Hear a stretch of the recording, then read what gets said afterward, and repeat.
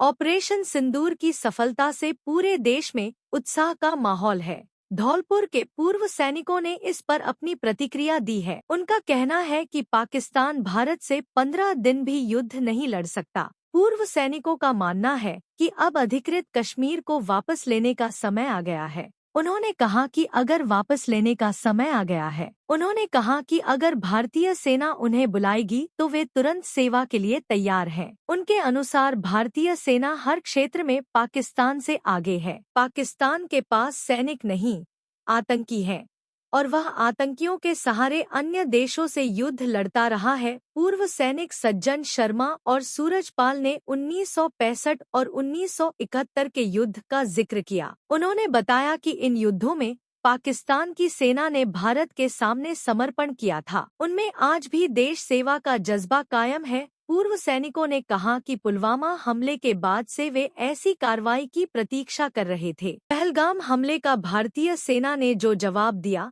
उससे वे प्रसन्न हैं। उन्होंने प्रधानमंत्री मोदी से बचे हुए आतंकी ठिकानों को नष्ट करने की मांग की है। इस अवसर पर कारगिल विजेता सूबेदार प्रणव मुखर्जी, सूबेदार मेजर रमेश सिंह परमार, सूबेदार मेजर यशपाल सिंह, सूबेदार कैलाश चंद्र शर्मा, कैप्टन अशोक परमार, हवलदार राहुल कुमार और हवलदार गोविंद शर्मा उपस्थित थे।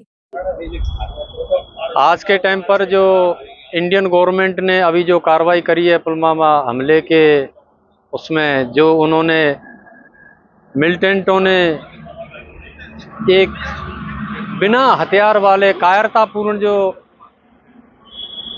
कार्रवाई करी थी, उसका जो जवाब दिया है वो बहुत अच्छा दिया है। और उन्होंने जो कार्रवाई करी थी जिसमें औरतों के द्वारा कहने के बाद भी, हमारी लेडीज़ों के द्वारा बताने के बावजूद भी उन्होंने ये कहा कि हम आपको नहीं मारेंगे और आपके प्रधानमंत्री मोदी जी को बता देना हमने जो कार्रवाई करनी थी वो हमने कर दी है। इस चीज़ के बारे इसके बाद में जो भारतीय सेना ने जो उनको जवाब दिया है, गवर्नमेंट ने जो उनको जवाब दिया है, बहुत ही सराहनीय काम किया है। और ये कार्रवाइयाँ लगातार ऐसे ही चलती रहनी चाहिए, जिससे कि पाकिस्तान को और अगले आने वाले आतंकवादियों को हमेशा इस चीज़ के बारे में पता रहे और हमेशा उनके दिलो दिमाग में डर बैठा रहे कि भारत ऐसा कर सकता है। क्योंकि भारत अब हर साइड से सक्षम है, चाहे वो हथियारों की साइड हो या फिर आज के समय में वैज्ञानिक युग का समय हो या फिर इंडियन गवर्नमेंट के द्वारा सैनिकों को फुल छूट दी गई हुई हो। ये सारी कार्रवाइयाँ आज के टाइम में अच्छी हैं और ऐसे ही चलती रहनी चाहिए। जय हिंद, जय भारत। पहलगाम घटना जो हुई है उसके बारे में उन्होंने जो हमारे भारतवर्ष की महिलाओं को कहा था, महिलाओं ने ही उसका मुंह तोड़ जवाब दिया। इसी तरीके से अगर कोई घिनौनी कार्रवाई पाकिस्तान करने की हिम्मत करता है तो उसे करारा जवाब दिया जाएगा और देना चाहिए और उसको नामो निशान मिटाना चाहिए। आतंकवाद रहना नहीं चाहिए। ये आतंकी घटना जो हुई थी पहलगाम में, इसमें आतंकियों ने सभी से रिलीजन पूछ के उन्होंने उनको मारा और उसमें कुछ भारतीय और कुछ विदेशी नागरिक भी मारे गए।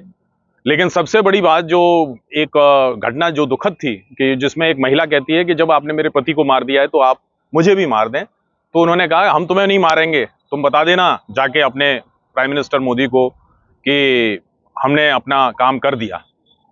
तो मैं कहना चाहता हूं कि ऑपरेशन सिंदूर, क्योंकि नाम भी बहुत अच्छा रखा है, क्योंकि जिन माओं का बहनों का सिंदूर उजड़ा, उसके जवाब में उन्होंने ये जो ऑपरेशन हुआ, शानदार, अद्भुत, अतुलनीय, जिसमें किसी भी नागरिक की क्षति नहीं हुई, किसी भी पाकिस्तानी सेना की क्षति नहीं हुई और उन्होंने सीधे टारगेट पर वार करके भारत ने ये बता दिया कि कन्वेंशनल वार में भारत से आगे आज भी कोई नहीं है।